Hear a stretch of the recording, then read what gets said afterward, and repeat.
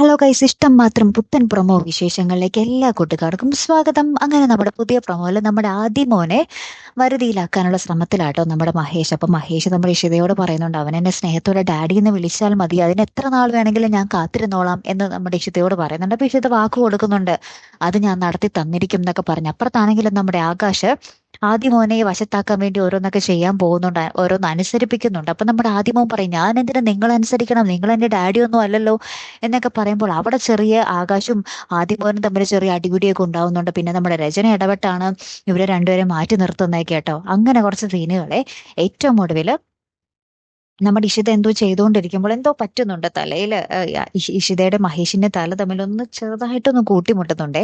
അതിന് പിന്നാലെ നമ്മുടെ ഇഷിത ഭയങ്കരമായിട്ട് നമ്മുടെ മഹേഷിന്റെ അടുത്ത് ഇങ്ങനെ ദേഷ്യപ്പെടുന്നുണ്ട്.